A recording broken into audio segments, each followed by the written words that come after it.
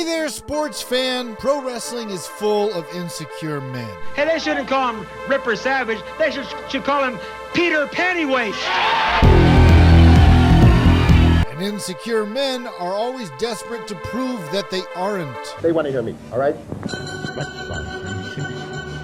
And unfortunately, we all have to deal with it.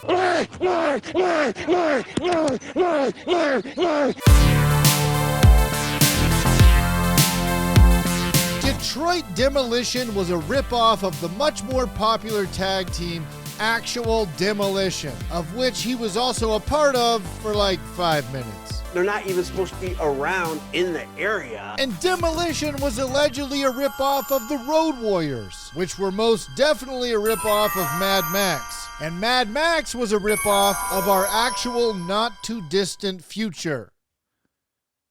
Next Sunday, AD.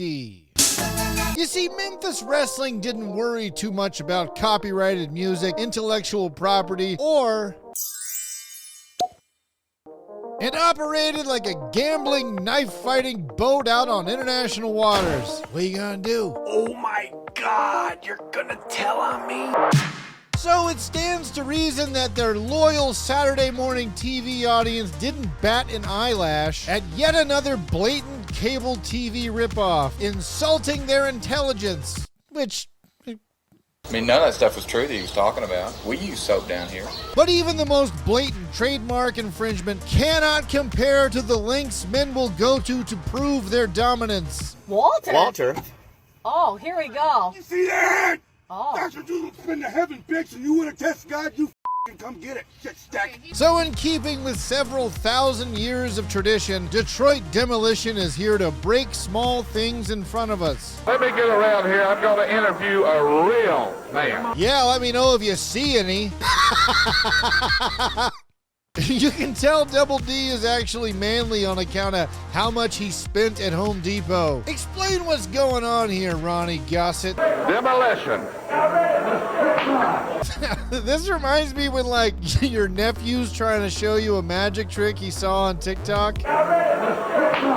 Wow, good job, buddy. Hey, why don't you go ahead and run outside so the adults can... Okay, wow, yeah, hey, good job, buddy. And, of course, he has a stack of boards, so he's definitely going to break them with karate chops. I want you to look at this, you idiot. Okay, so he's got a nail, so he's like gonna bend it or something. All right. What are you hitting the nail with his forehead?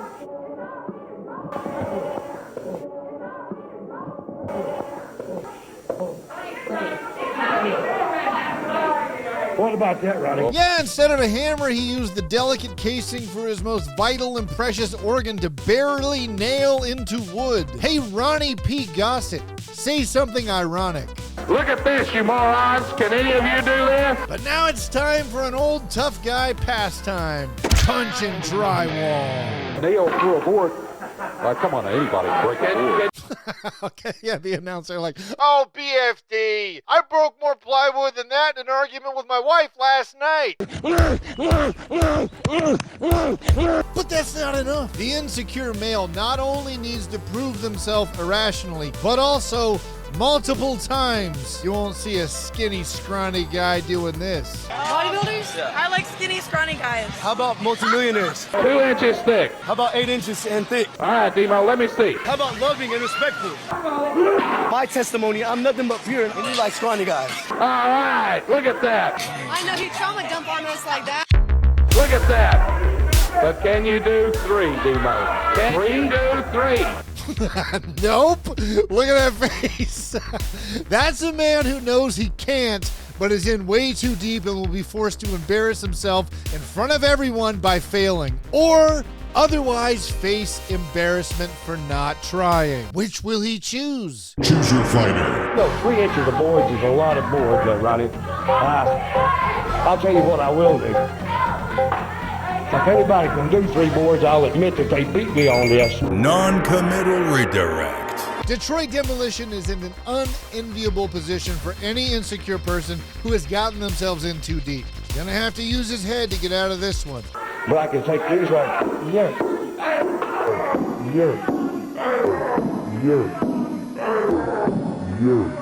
But there is a lesson here, men, okay? Do not be afraid to ask for help. Come on. Bust it over my head, Ronnie. Come on. That's right, fellas. Hey, when in doubt, don't talk it out. Just slam your head into something and hope that that proves your point. Oh, my God. I just want you to listen to me. And with the demonstration complete, Double D and RPG declare that no one would ever challenge them and then stand around for an unnaturally long time like they're waiting for something. Now look at this idiot. What's he doing out here? A wild other ripoff has appeared. That's right, Lord Humongous, which was exactly a character from Mad Max, which means he's stronger on account of he's a less diluted ripoff. He's straight to the source. They look so goddamn like the same person. Some of you might recognize the muscular girth and ramen noodle hair before he was Psycho, before he was Justice, before he was Viscous, he was Humongous. And Detroit-style Demolition should be nervous because we actually have footage of Lord Humongous getting ready for this segment.